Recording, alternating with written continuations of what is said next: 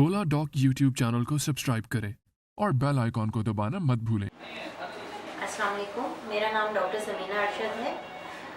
मैंने अपनी MBBS graduation Rawalpindi medical university से की और उसके बाद पोस्ट ग्रेजुएट ट्रेनिंग मैंने फर्टिल गवर्नमेंट सर्विसेज हॉस्पिटल पॉलीक्लिनिक से की और इसके अलावा मल्टीपल सर्टिफाइड कोर्सेज अमेरिका और अफ्रीका से मैंने किए हैं। करंटली मैं मैक्स हेल्थ हॉस्पिटल में as gynaecologist and obstetrician practice कर रही हूँ। मैक्स हेल्थ हॉस्पिटल G8 मरकज़ में इस्लामाबाद में लोकेटेड है और यहाँ पे सर्विसेज वाइज बहुत अच्छी सर्विसेज हैं। 24 hours round the clock availability है डॉक्टर्स की भी और स्टाफ की भी। आज मैं आपको फीमेल्स के एक बहुत कॉमन मसले के बारे में हम डिस्कशन करेंगे, फाइब्रॉइड्स के बारे में, जिसे आमतौर पे रसौलियाँ बच्चेदानी की कहा जाता है। पाकिस्तान के टॉप डॉक्टर्स के साथ अपॉइंटमेंट बुक करें, वो भी पेशेंट फीडबैक देखते हुए। लाखों लोगों की तरह पाकिस्तान के सबसे बड़े डॉक्टर नेटवर्क का फायदा उठाएं और आज ही ओला डॉक ऐप डाउनलोड करें। ओला डॉक, डॉक्टर का अपॉइंटमेंट आसानी से। बच्चेदानी की रसौली, जिसको फाइब्रॉइड मायोमास, लियोमायोमास और फाइब्रोमायोमास भी कहा जाता है, ये एक बहुत कॉमन और बीनाइन ट्यूमर होता है।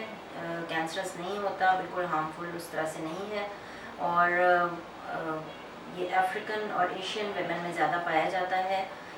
ऑलमोस्ट हर 3 में से 1 खातून को फाइब्रॉइड का मसला हो सकता है और 70% वेमेन में 45 इयर्स की एज तक फाइब्रॉइड्स बहुत कॉमन है। यूजुअली इसका ये एक मस्कुलर और फाइब्रस टिश्यू या डिफरेंट टिश्यूज़ इसका ओरिजिन होता है और ये सिंगल या मल्टीपल होते हैं और इसकी कॉज जो है वो एक्चुअली अननोन है, लेकिन कुछ इसके बारे में जो थेरीज कही जाती हैं उनमें वास्कुलर चेंजेस हो सकती हैं, जेनेटिक और फैमिलियल भी हो सकता है। इसके अलावा ग्रोथ फैक्टर जो है वो इसका रिस्पॉन्सिबल हो सकते हैं, ग्रोथ फैक्टर्स होते हैं और इसके अलावा कुछ हार्मोन्स होते हैं, ईस्ट्रोजन और प्रोजेस्टेरोन, उनकी प्रोडक्शन जो होती है वो भी इस पर इफ़ेक्ट करती है इसकी ग्रोथ के ऊपर। मोस्ट ऑफ द फाइब्रॉइड्स जो हैं वो जैसा मैंने पहले भी बताया कि बीनाइन होते हैं और हार्मलेस होते हैं और इनके कोई ख़ास सिम्टम्स भी अपीयर नहीं होते हैं। यूजुअली ये रूटीन एग्जामिनेशन पर जब हम अल्ट्रासाउंड कर रहे होते हैं तब हमें डायग्नोस होता है। यूजुअली इनके कोई सिम्टम्स अपीयर नहीं होते हैं। इनकी साइट के ऊपर जहाँ पे ये लोकेटेड होते हैं उसके बेसिस पर इनको 3 कैटेगरीज में डिवाइड किया जाता है कि 3 लोकेशंस पे ज़्यादा कॉमनली पाए जाते हैं।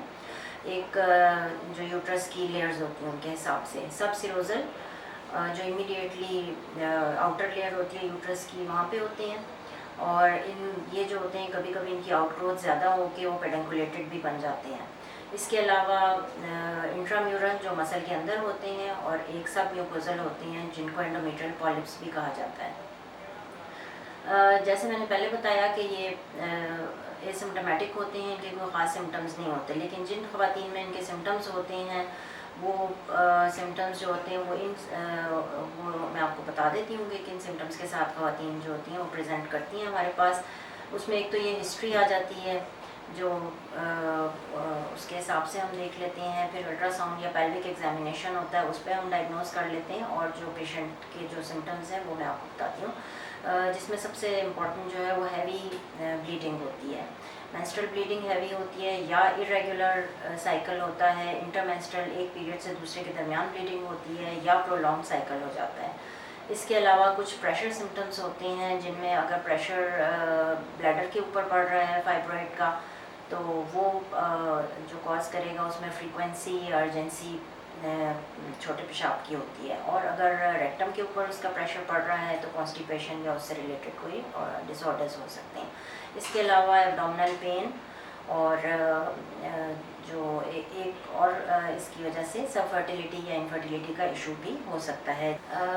इसको डायग्नोस तो हमने कर लिया अल्ट्रासाउंड के ऊपर, मेनली वही इसका हम उस तरीके से पता लगा लेते हैं, लेकिन फर्दर हम इसकी इन्वेस्टिगेशन जो होती है कंट्रास्ट मीडियम के थ्रू भी कर सकते हैं, स्टेरोस्कोपिकली भी करते हैं और MRI CT स्कैन से भी करते हैं। ट्रीटमेंट जहाँ तक है इसकी वो तो सिम्टोमेटिकली है।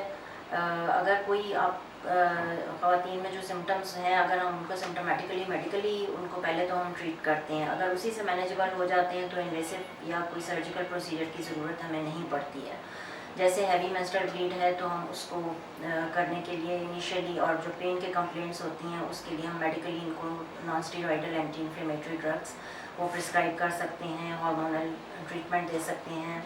इसके अलावा हार्मोनल में हम फिर फर्दर आगे जाएं तो मायरीना होती है, इंट्रायूट्राइन डिवाइस होती है जिसमें प्रोजेस्टेरोन एक हार्मोन होता है, वो रिलीज़ हो रहा होता है और वो जो होता है वो टेम्प्रेरी मेनोपॉज पॉज कर देता है, जिसकी वजह से जब ब्लीड नहीं करेगा पेशेंट तो वो टेम्प्रेरी उसको ब्लीडिंग का मसला हल हो जाता है।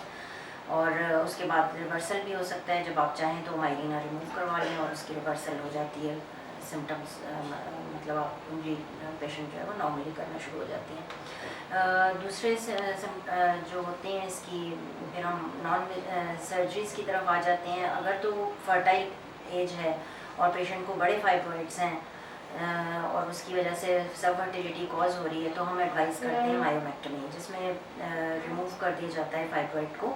उसके डिफरेंट मेथड्स होते हैं, हम सर्जरी करने के हम लेप्रोस्कोपिकली भी कर सकते हैं, जिसमें एक छोटे इंसिजन्स दिए जाते हैं और उसके थ्रू रिमूव कर देते हैं मायोमा को और फाइब्रॉइड को। दूसरा जो होता है वो हिस्टेरोस्कोपिकली भी होता है और तीसरा जो होता है वो ओपन मेथड होता है। फिर और भी इसके मेथड्स हो सकते हैं। अगर किसी की फर्टिलिटी कंप्लीट है, फैमिली कंप्लीट है, तो उस केसेस में हम ज़्यादा अगर सिम्टोमेटिक फाइब्रॉइड्स हैं तो फिर हम उनको रिमूव कर देते हैं यूट्रस को, जिसमें टोटल एब्डोमिनल हिस्टेरेक्टमी आ जाती है। अभी ओला डॉक ऐप डाउनलोड करें और अपने ओला डॉक वॉलेट में 200 रुपए का क्रेडिट हासिल करें। और यूजुअली वैसे भी फाइब्रॉइड्स जो होते हैं, अगर हम जिस तरह मैंने पहले बताया कि उनके सिम्टम्स नहीं हैं और हम उनको पेशेंट को इतना डिस्टर्ब नहीं कर रहे हैं, तो आफ्टर मेनोपॉज जब ब्लीडिंग स्टॉप होती है तो ऑटोमेटिकली जो होते हैं वो रिग्रेस कर जाते हैं और स्मॉल हो जाते हैं। इसके अलावा कुछ और प्रोसीजर्स होते हैं जिसमें एंडोमेट्रियल एब्लेशन, जिसमें हम बर्न कर देते हैं अंदर की लाइनिंग यूट्रस की, उससे भी ब्लीडिंग वगैरह स्टॉप हो जाती है। क्रायो सर्जरीज होती हैं। इसके अलावा एक और मेथड होता है जिसको यूट्राइन आर्टरी एम्बोलाइजेशन कहते हैं, वो भी फाइब्रॉइड को श्रिंक कर देते हैं। नॉन इन्वेसिव प्रोसीजर्स में GnRH एनालॉग्स का इस्तेमाल किया जाता है जो कि फाइब्रॉइड की श्रिंकेज में हेल्प करते हैं। इसके अलावा एक लेटेस्ट मेथड है magnetic resonance guided focus ultrasonography, ये भी एक मेथड है जो कि फाइब्रॉइड को श्रिंक करता है। इसके अलावा एक आपको प्रेगनेंसी से रिलेटेड बताते हैं कि जो बहुत बड़े फाइब्रॉइड्स होते हैं, कभी कभी वो या एंडोमेट्रियल पॉलिप्स जो होते हैं वो भी फर्टिलिटी में ऑब्स्ट्रक्शन कॉज कर रहे होते हैं। और अगर प्रेगनेंसी हो जाए और बड़े फाइब्रॉइड्स हों या एंडोमेट्रियल पॉलिप्स हों तो कभी कभी उससे अर्ली मिसकैरेजेस या फीटल ग्रोथ रिस्ट्रिक्शन हो सकती है, और या फिर कभी कभी पेशेंट जो है वो प्री टर्म लेबर में भी जा सकता है। इसके अलावा कॉम्प्लिकेशंस भी हो सकती हैं फाइब्रॉइड की, जो कि बहुत रेयर होती हैं, लेकिन उसमें डिजेनरेशन हो सकती है फाइब्रॉइड की, या अगर कोई पेडंकुलेटेड फाइब्रॉइड है तो उसकी टॉर्जन हो सकती है जिसमें एक्यूट पेन की कंप्लेंट से पेशेंट आ सकता है। और बहुत ही रेयर जो होता है 1 in 1000 women को it can convert into cancer also, जबकि हमने पहले बताया था कि ये मोस्टली बेनाइन होते हैं और नॉन कैंसरस होते हैं, लेकिन बहुत रेयर इसकी ये कॉम्प्लिकेशन भी होती है। तो उम्मीद है कि ये फाइब्रॉइड के ऊपर एक कंसाइज आपको इसके बारे में मालूमात हासिल होगी होंगी। Thank you. अब पाकिस्तान के हजारों डॉक्टर से वीडियो कंसल्टेशन के जरिए इलाज करवाएं।